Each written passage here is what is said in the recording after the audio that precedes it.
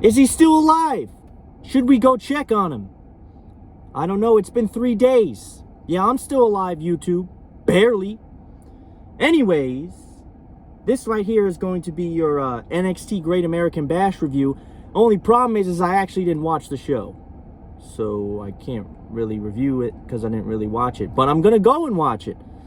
And after I watch it, I'm going to review it. I'm about 3 days late on it. Hope everybody enjoyed their 4th of July. Hit the like button, subscribe.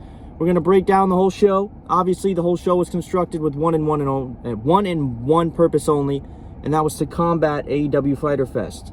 I actually did start watching the Bash, but I didn't finish it.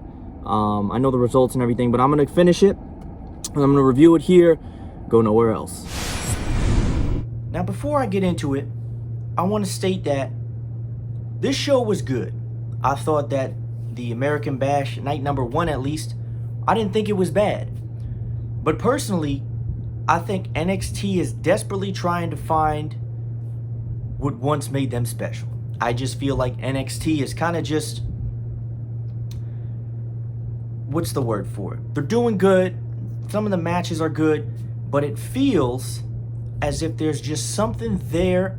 I don't know if it's the crowd. I think a lot of it is the crowd. I think NXT especially is one of those brands that rallies off of the crowd more than any other brand. You can have all the sports you want. You can have baseball, football. You can have all of them. You can't have wrestling without fans. You can physically have it, but what makes it special is not there. The American Bash was a decent show. I thought it was decent. I thought the main event with Sasha and SHIRAI was fantastic. Okay? The way it ended was great. And obviously we knew Sasha Banks wasn't winning the NXT Women's Championship because she just didn't need it. We're going to review this entire show right here, night number 1. There's a night number 2 next week. Now, what I'm doing with Fyter Fest is I'm just going to review Fyter Fest as one full show when the time comes. You know, I was thinking about doing the night number 1 for Fyter Fest, but then I kind of, you know, I was going through my own world and different kind of things going on. So I kind of just didn't have the motivation for that. But as far as the Great American Bash shows, the show opens up with a Fatal 4-Way Elimination match. Good match, wrong winner, and I'm going to explain why. It was Mia Yim versus Tegan Nox versus Candice LeRae versus Dakota Kai, and the winner was going to get a number 1 contendership for the NXT Women's Championship. I'm going to go through the process of eliminations here real quick. It was early chaos in this match, as you would expect for a Fatal 4-Way match. The notes here are off of BleacherReport.com. Candice LeRae took a back elbow from Tegan Nox into a corner, big boot from Dakota Kai. With the position Pixie dazed, Mia Yim put away her rival with the Protect Your Neck for the first elimination. Candice LeRae was the first elimination in the Fatal 4-Way from Mia Yim, and that's another thing. For some reason, Candice LeRae, I can't get behind her as like I really want to. Dakota Kai found herself outnumbered against a pair of enemies. The captain of Team Kick barely kicked out of a pinfall with Nox and Yim stacked on top of her. After a miscommunication where Nox was hit by Soul Food, Kai snuck in with the O'Connor roll on the HBC for 3. Kai snuck the pinfall. Mia Yim was the second elimination in this match. And it came down to Dakota Kai and Tegan Nox. Raquel Gonzalez was banned from ringside. Nox finally got her revenge. She survived the captain of Team Kick's best shots and then hit the Molly go-round into the shiniest wizard for the win. Tegan Nox wins and is a number 1 contender for the NXT Women's Championship. This Fatal 4-Way was very good. It was a good match. Go back and watch it. It flowed. It felt nice. My personal opinion, Tegan Nox winning. I felt, honestly, Tegan Nox, to me personally, you look at all the NXT women, you look about all of them, how they have something unique to their character and what makes them special. I feel like Tegan Nox is literally a fish out of water. That's just how it feels with me. I think Mia Yim is great. She has her badass gimmick. Candice LeRae is great, especially behind Johnny Gargano. How could you not be great behind Johnny Gargano? Dakota Kai is personally my favorite NXT woman because she's just so bad. She's so good as a heel, and she's just so fun to watch. Me personally, I would have had Dakota Kai win this match. I don't know if they're ready to pull the trigger on her yet. Maybe size is a believability factor to an extent. I don't know why they had Tegan Nox win, but Tegan Nox feels like she's the one woman. She's great. Listen, she's great. I get it. But she feels like she's that one woman that just doesn't have something that separates her from everybody else. And that's kind of what kind of bothers me about that. There's some analysis here This was Yim's match until elimination. It was great to see the Welsh superstars get this big opportunity. You know, even Mia Yim too, to an extent. You know, she's starting to break out, and that was that. The next match was Oni Lorcan versus Timothy Thatcher. Outside of his theme song, Oni Lorcan does absolutely nothing for me.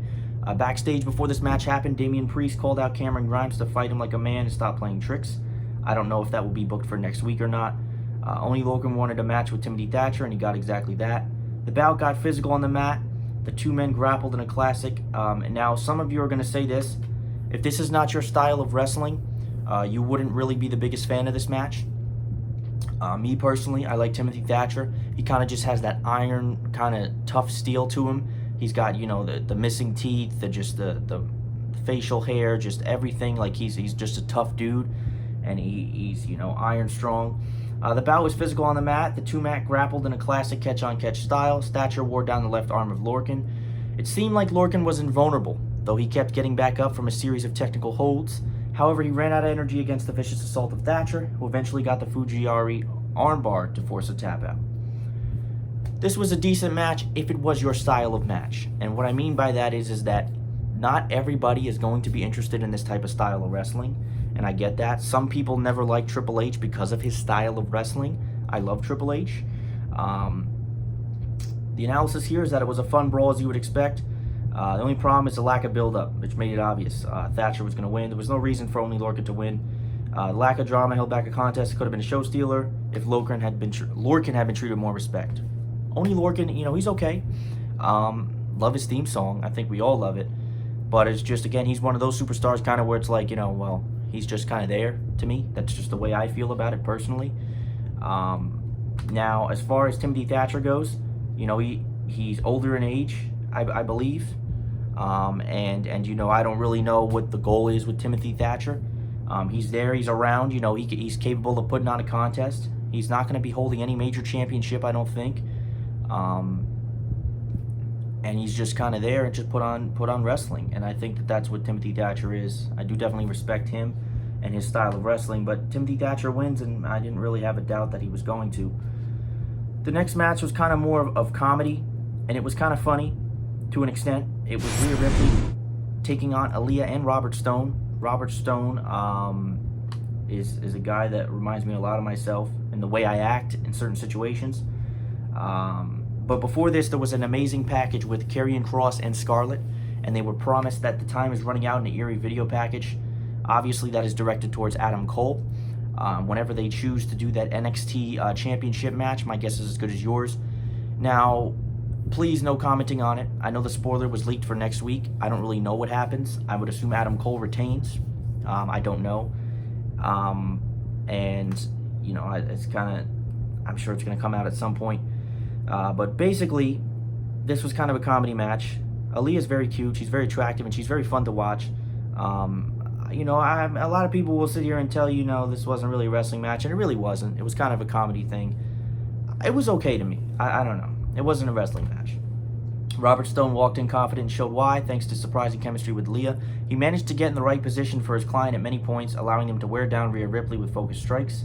ALIYAH locked in a crossface while Stone trapped Ripley in a Boston Crab, but the Nightmare refused to give up. The Robert Stone brand dynamic started to fall apart when Stone got in the way of ALIYAH pinning Ripley. That allowed the Australian to recover enough to fight back. She dumped ALIYAH between the legs of Stone and then locked in the Prism Trap on both competitors to get a double submission. I didn't really think that Rhea Ripley was going to lose this match. ALIYAH is cool. I just wish that she was booked onto television to feel more important. I think that the pairing with Robert Stone right now is really good, and it's going to be funny to watch. But I hope it gets to a point where ALIYAH is going to be looked at in the light of now she's important, because I like her and I think that she has a lot of potential. And hopefully they do that. Rhea Ripley was going to win. To me personally, a lot of people might say different. I think personally Rhea Ripley has not felt the same since she lost to Charlotte at WrestleMania. She was on a fire-like streak, and she just lost completely. So that's what happened there. Again, it was entertaining, it was funny, it was not much of a wrestling match. So it was what it was. The next match, I got to talk about this match. Now, Bleacher Report is giving this an A-. For whatever reason, I don't know why I disagree. The story between Roderick Strong and Dexter Lumis is really cool.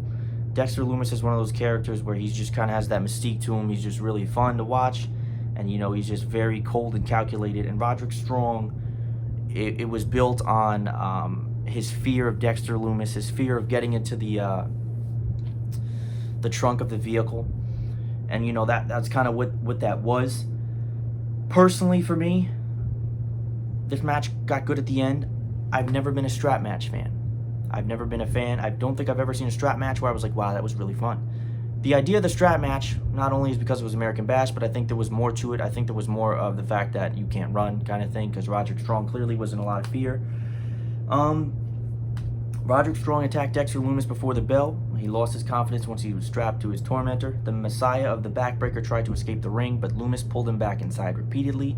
They both fought on the stage, where Strong finally managed to clearly injure Lumis, who struggled to rise at the Messiah of the Backbreaker, pulled him back to the ring. Strong whipped his rival with the strap repeatedly. Obviously, you know, I think those hurt a lot, actually. He tried to overcome his fear with trash talk. Bobby Fish then got involved. He tripped Lumis to set up a running knee by Strong, but for some reason, Strong had hit his finisher in the running knee, and Mr. Dexter Lumis still kicked out. Then he hit a Uranagi before locking in the silent. Oh, excuse me. He ran Strong into Fish. This was after he kicked out. He hit a Uranagi before locking in the silence with the strap, wrapped around his opponent's mouth for the tap out. He used the strap for his kind of anaconda-like submission, and Dexter Lumis won. This match was good. It was very slow for me. I felt like this match went on a lot longer than it needed to go. Lumis had a win after a surprise defeat to Strong in the first match. It was a huge victory. NXT is building him up as a top guy against the Undisputed Era. I don't know what it is about Dexter Lumis in the ring that I feel is, I just want to see more. His character is great. I think he has a lot to offer, and there's a lot of potential there. But that's kind of one of the things I just want to see more of. I want to see more of him in the ring. I want to see him against really tough competitors, and I want to see him really go toe-to-toe. Santos Escobar came out. Breezango saved Drake Maverick from Santos Escobar. More Night 2 build. Video package was shown next week, showing between Adam Cole and Keith Lee. This was a great package. Candice LeRae got into a brawl with Mia Yim backstage. Isaiah Swerve Scott tried to break it up, but Gargano pulled him away. Officials separated both of them. Escobar explained that he, alongside Mendoza and Wilde, would change the perception of Lucha Libre. Drake Maverick interrupted and was joined by Breezango to run off the trio. Fandango challenged the three heels to a match for Night 2 of the Bash. Cameron Grimes was unfazed by Damian Priest's earlier comments, telling him he would lose again. The Technical Savage was more focused on opportunities. Mercedes Martinez promised to make a mark on NXT, starting with her return to action next week. This was literally, in the time span of like 10 to 15 minutes, they literally shoved 30 different storylines down our throat, and I didn't really understand it. Candice LeRae's brawling Mia Yim. Okay, are we getting Candice LeRae, Mia Yim? Yep, we're getting that. Okay, oh, Santos Escobar is standing here, right? Drake Maverick. Okay, boom, tag team match. Here you go. Cameron Grimes was mad. He's not fazed about Damian Priest's comments. Okay, there you go. Mercedes is starting to make a mark in NXT. Starting next week. Okay, there you go. You know what I mean? It was just like everything thrown at once, and I was like, well, where? That's the thing. Like I'm all for these shows. I just don't. I'm not for them building these shows. You know what I mean? Like NXT is especially that brand where there's story behind it. Gargano against Swerve is a good match set up by weird circumstances. Guardians vs. Priest was set up. That'll be a great match. And Cole vs. Lee for the main event. So Night 2 is going to be great, but it's like, you know what I mean? Main event. This was one of the best women's matches of probably the year, at least on WWE. It was really good. Sasha Banks arrived in a 2014 Jaguar F-Type with her dog, which I'm sure a lot of you know if you know Sasha Banks, her cute, adorable-ass dog. Io Shirai walked out with her typical attire, entrance, unfazed, yada yada yada. Battling back and forth, the two women leaned into their kicks and forearms. Shirai struggled to keep up with the legit boss, who used every strategy in her arsenal. Banks caught her best offense and powerbombed her into the plexiglass. This was a nice move here. Shirai caught Banks in a crossface, and the role model threw her WWE Tag Team title into the ring. This is how the match actually ended. Bayley threw her Tag Team Championship in the ring to distract the referee. The referee went to grab the championship, and as he went to grab the championship to throw it away on the other side of the ring, Bayley popped Shirai and hit it with the forearm. In the ensuing chaos, all of a sudden, Shirai's friend came. Asuka appeared from under the ring. She hit Sasha Banks with the green mist, which obviously is like a pepper spray like fashion thing, and it set up SHIRAI, who had a beautiful moonsault for the win. SHIRAI was going to retain the NXT Championship. You knew it and I knew it. This was great.